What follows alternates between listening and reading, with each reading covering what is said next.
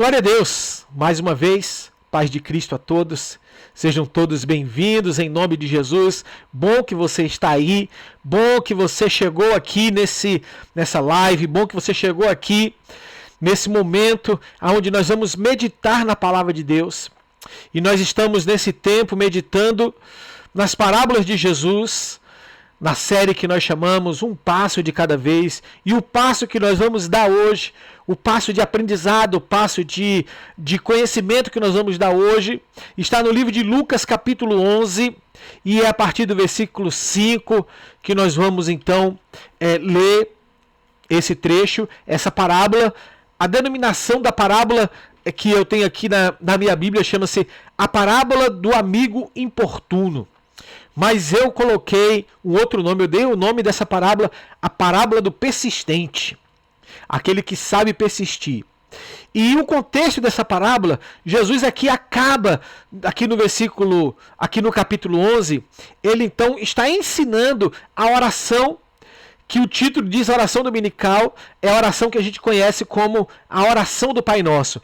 Então Jesus, ele começa a orar, e ele diz como é que nós temos que fazer as nossas orações. E não é para a gente repetir a oração do Pai Nosso. Também não é errado você, algumas vezes, ou quando você tiver oportunidade, refazer essa oração, a oração de Jesus. Mas ele não ensinou isso para ser uma reza, para ser algo que você declara sem ter o entendimento do que está contido em cada uma daquelas palavras, em cada um dos lugares daquilo que Jesus falou, quando ele diz: Pai nosso que estás nos céus, santificado seja o teu nome. Então, quando ele chama o Pai, ele chama o Pai de nosso, ele quebra um paradigma entre os judeus, porque os judeus não chamavam Deus de Pai, eles tinham um temor muito grande, que nem o nome de Deus eles conseguiam pronunciar, eles usavam as letras e eram somente consoantes, que não se consegue formar uma palavra. Então, hoje a gente aportuguesou e a gente chama de Jeová, ou então Yahvé, mas é a junção de letras do grego, Yuv, Rei, Vav, Rei. São letras que não tem como, do hebraico, que não tem como você pronunciar essas letras, porque são uma junção de consoantes. E eles tinham tanto temor, e a pessoa que estava escrevendo ali, o escriba que estava escrevendo a lei, toda vez que ele ia escrever esse nome, o nome de Deus, ele não escrevia, ele saía, se purificava, lavava as mãos, se lavava, para voltar então a escrever o nome Yahvé, que são as letras apenas, Yuv, Rei, Vav, Rei, e ele escrevia isso de tanto temor. Então Jesus ele quebra um paradigma aqui, ele está quebrando um paradigma. Quando ele começa, ele fala assim: olha, vocês têm temor a Deus, claro, isso é bom, vocês têm que ter. Deus mesmo disse que aquele que se aproxima dele tem que saber que ele é santo, e ele requer santidade daqueles que se aproximam dele. Mas Jesus agora tem um tratamento diferente, ele chama Deus de Pai, e ele chama Pai Nosso. Não é só o Pai dele, é o nosso Pai também. Nós nos tornamos filhos por adoção, filhos de Deus por adoção. E esse é o milagre conquistado por Jesus na cruz, para mim e por você. Então Jesus vem e ele ensina os discípulos ali a orar, ele ensina as pessoas a orarem, e ele diz: santificado seja o teu nome, venha a nós o teu reino, seja feita a tua vontade assim na terra, seja feita a sua vontade assim na terra como a tua vontade é feita no céu. Aqui em Lucas 11, a oração está um pouco mais abreviada, não estão todas as palavras como a gente vê em Mateus, mas a oração está um pouco mais abreviada. Então ele só diz aqui: Pai, santificado seja o teu nome, venha o teu reino. E ele diz: o pão nosso de cada dia dai-nos hoje, perdoa os nossos pecados, pois também nós perdoamos a todos os que nos devem, e não nos deixe cair em tentação. Então essa é a oração que Jesus está fazendo aqui em Lucas capítulo 11, e ele emenda essa oração contando uma parábola. E ele diz assim: disse-lhe ainda Jesus: qual dentre vós, tendo um amigo, e este for procurá-lo à meia-noite e lhe disser: amigo, empresta-me 3 pães, pois um meu amigo, chegando de viagem, procurou-me, e eu nada tenho que lhe oferecer.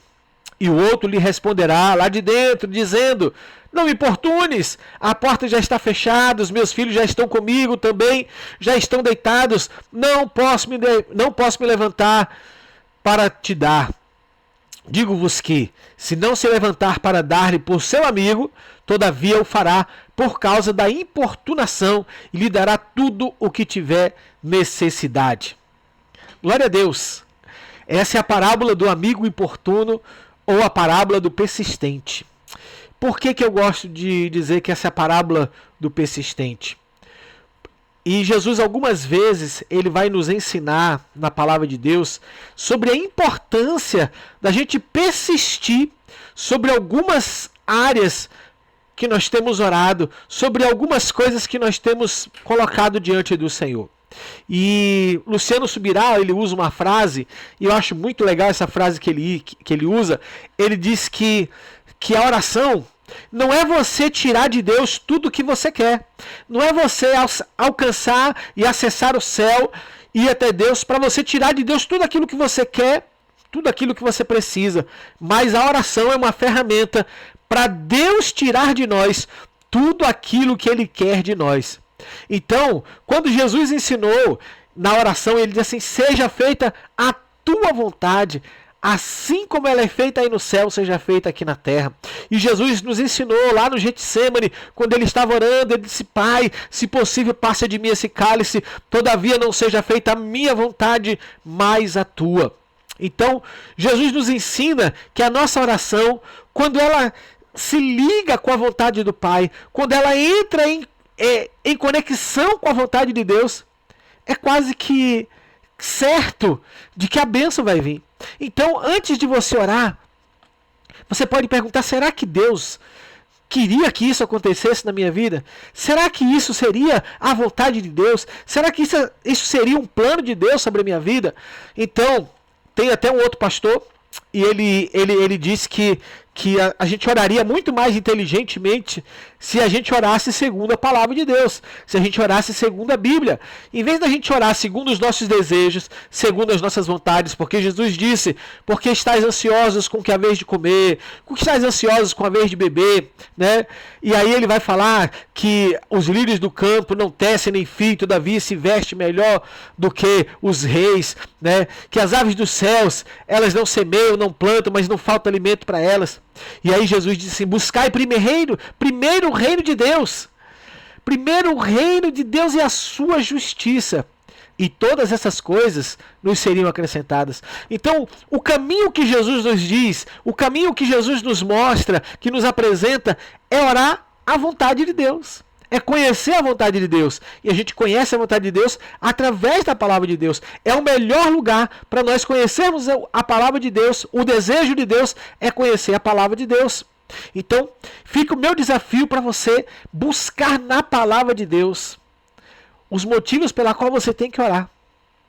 Será que é da vontade de Deus que você mude de emprego? Não sei. Quem tem que saber isso é você. Você tem que buscar direção do Senhor. Será que é da vontade de Deus que você compre um carro? Será que é da vontade de Deus que você compre uma casa? Eu não sei. Você tem que buscar isso do Senhor. Mas você não tem que colocar a sua oração: ó Senhor, se o Senhor me der um carro, eu vou poder ir para a igreja, eu vou levar as pessoas, eu vou dar carona para um monte de gente. Eu já ouvi muitas pessoas fazendo oração: ah, se Deus me der um carro, né, eu vou poder ir para a igreja, porque tem domingos que eu não consigo ir, porque está chovendo, tem dias que eu não posso participar, porque fica tarde, e além do mais eu vou poder dar carona para pessoas. Eu já vi tanta gente fazer oração assim, tanta gente. E aí quando a pessoa ganha um carro, né, chega o domingão, domingo de sol, ele fala assim: epa, esse solzão lindo, maravilhoso, eu quero ir para a praia, eu quero curtir um pouco, afinal de contas eu também sou filho de Deus, afinal de contas eu nunca pude aproveitar isso e agora eu tenho um carro, eu vou para a praia. E aí aqueles projetos iniciais mudam. Então, queridos, como é que a gente sabe?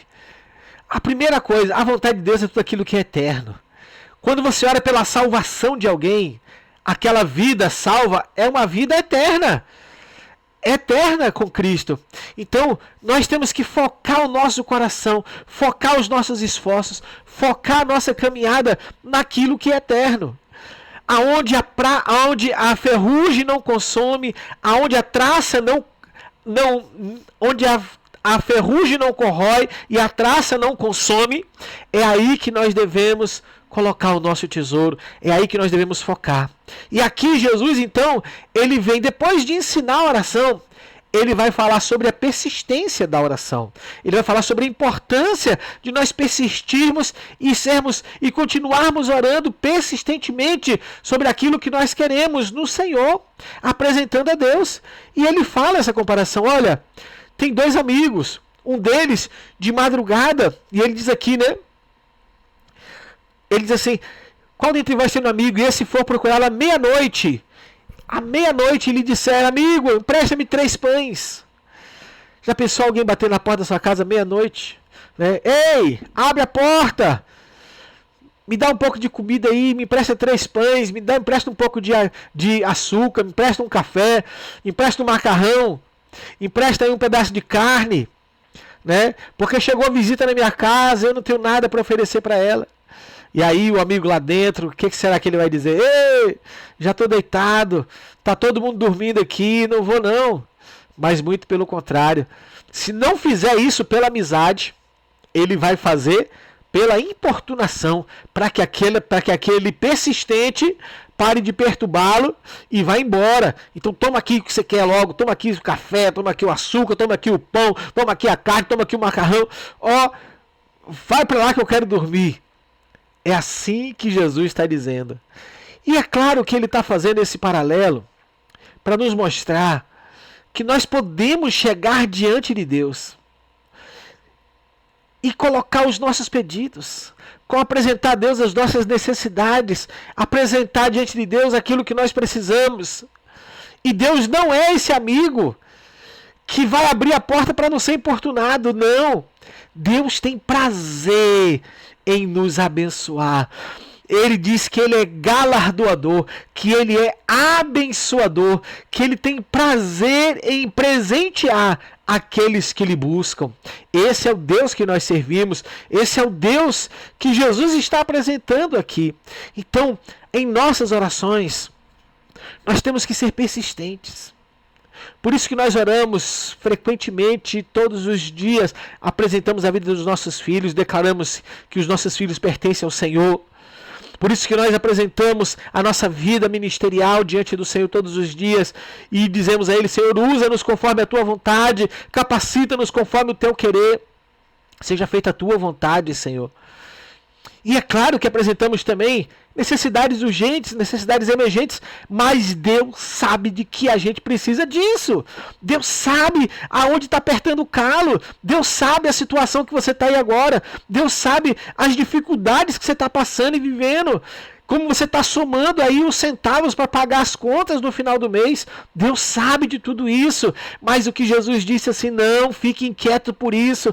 Não coloque a sua preocupação nessas coisas. Não coloque a sua ansiedade nessas coisas. Busque o reino de Deus, busque a sua justiça. Que todas essas coisas, elas vão ser acrescentadas. E eu ainda estendi um pouquinho mais aqui o pedido, né? O trecho. E eu coloquei assim, por isso vos digo, pedi, dá-se-vos-á. Buscai e achareis. Batei e abri-se-vos-á. Pois todo aquele que pede, recebe. E o que busca, encontra. E quem bate, abri-se-lhe-á. Louvado seja o nome do Senhor. E um versículo que eu não botei aqui. Muitas pessoas pegam esse trecho aqui, acham que isso aqui é um cheque em branco. Ah, Deus me deu um cheque em branco. Ah, agora eu vou pedir minha casa, eu vou pedir meu carro, eu vou pedir minha promoção. Pode orar. Pode pedir, não é ilícito. Não é pecado você orar. Pecado é você colocar o seu coração nessas coisas. Porque a Bíblia diz, onde estiver o seu coração, aí está o seu tesouro. Então, se o seu coração estiver nessas coisas, em casa, carro, finanças, relacionamentos, tá errado. Deus não divide a glória dele com ninguém. Coloque o seu coração no Senhor. E você, Senhor, sabe o que eu preciso. E o Senhor vai suprir as suas necessidades. Já mais uma vez eu digo, não é errado você orar, mas coloque seu coração na hora certa. Mas quando a gente diz, pedir, dar-se-vos-á, buscar, achareis, bater, abrir-se-vos-á, porque o que pede, recebe, o que busca, encontra, e o que lhe bate, abrir-se-lhe-á. Será que isso é um cheque em branco que Jesus está dando para mim, para você orar e pedir o que a gente quiser? A resposta está no versículo 13. Ora, se vós que sois maus, sabeis dar boas dádivas aos vossos filhos. Está aqui uma mãe coruja aqui do meu lado, né, que ama servir os filhos dela, cuidar dos filhos dela, né, se preocupa até o último fio do cabelo dela com os filhos, tira do dela para dar para os filhos. Não que eu não faça isso, mas parece que mãe tem um dom maior ainda dessas coisas, né? Eu falo, Edna, deixa ele crescer um pouco. Não, pai, vamos fazer, vamos servir, vamos dar.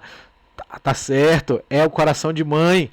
Né? Então Jesus está falando assim, vós que sois maus, está falando de mim, está falando de Edna, está falando de você, nós que somos maus, sabemos dar boas dádivas aos nossos filhos, queremos o bem aos nossos filhos, queremos dar do bom e do melhor para os nossos filhos, nos preocupamos com os nossos filhos e somos maus, nós não somos bons não. E aí ele fala assim, quanto mais vosso Pai Celestial dará o quê? Comida? Carro, casa, finanças, relacionamentos? Não, leia aí o versículo 13. Se você não abriu essa Bíblia, abra. Leia aí Lucas 11:13. O que Deus dá? E o que você tem que pedir? O que você tem que gastar tempo na presença do Senhor, buscando e pedindo? Quanto mais o Pai Celestial dará o Espírito Santo àqueles que lhe pedirem. É o Espírito Santo, querido, que vai vir sobre a sua vida. E é o Espírito Santo que vai abrir portas. É o Espírito Santo que vai te capacitar. É o Espírito Santo que vai te fazer fluente. É o Espírito Santo que vai te fazer próspero. É o Espírito Santo que vai te fazer caminhar nessa terra glorificando o nome do Senhor. É o Espírito Santo que vai derramar unção sobre a sua vida para você testemunhar do nome de Jesus. É o Espírito Santo que vai te dar autoridade para você orar pelos enfermos e os enfermos serem curados. É o Espírito Santo que vai lhe dar autoridade sobre a sua vida para você orar e expulsar os demônios. É o Espírito Santo que vai lhe revestir de graça e poder sobre a sua vida.